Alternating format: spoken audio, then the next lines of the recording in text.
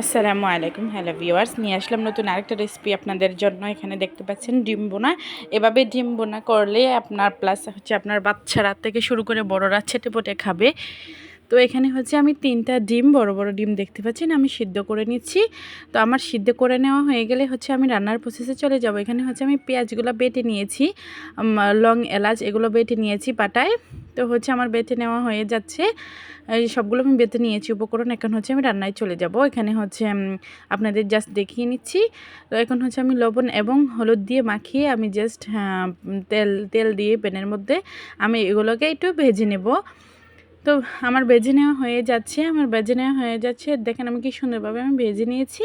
তো এখন হচ্ছে আমি রান্নায় চলে যাব। এখন হচ্ছে এখানে পেঁয়াজ অ্যাড করে নিয়েছি আমি। পেঁয়াজগুলো হচ্ছে সুন্দরভাবে, সাথে কাঁচামরিচ দিয়ে দিয়েছি, লবণ দিয়ে পরিমাণ মতো লবণ যতটুকু লাগে পরিমাণ মতো লবণ দিয়েছি। খুব সুন্দর করে একটা ব্রাউন কালার নিয়ে আসছি এখানে।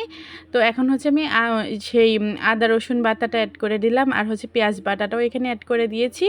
একটু ভালোভাবে খুন্তির সাহায্যে নেড়ে চেড়ে এখন হচ্ছে আমি মশলাগুলো এখানে অ্যাড করে নেব। এখানে হচ্ছে লাল মরিচের গুঁড়ো, ধনিয়া গুঁড়ো, হলুদ গুঁড়ো, জাস্ট নেড়ে ছেড়ে একটু সামান্য একটু পানি দিয়ে আমি একটু কষিয়ে নেব। যেহেতু আমার ডিমগুলো ভেজে এবং করা আছে, অলরেডি রান্না করাই আছে। এখন হচ্ছে আমি সে মশলাটুকু আমি এখানে অ্যাড করে নিলাম, জিরে বাটা দিয়ে দিছি। তারপর হচ্ছে এখানে গরম মশলা বাটাটা অ্যাড করেছি। তো এটা হচ্ছে দেখেন আমি কি সুন্দরভাবে এখন মশলাটাকে নেড়ে ছেড়ে খুব সুন্দরভাবে আমি কষিয়ে নিচ্ছি। তো আমার এখন কষিয়ে নেওয়া হয়ে যাচ্ছে। জাস্ট আমি হচ্ছে ডিমগুলো, এখানে ভেজে রাখা ডিমগুলো আমি হচ্ছে অ্যাড করে জাস্ট একটু জাল করে নিচ্ছি, আর পরিমাণ মতো সামান্য একটু পানি এখানে অ্যাড করে নিয়েছি।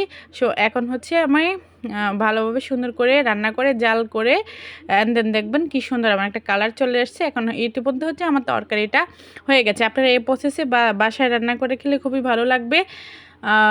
আমারও আমি রান্না করেছি, তো অনেক ভালো লেগেছে। আমার বাচ্চারা খুব সুন্দরভাবে খেয়েছে।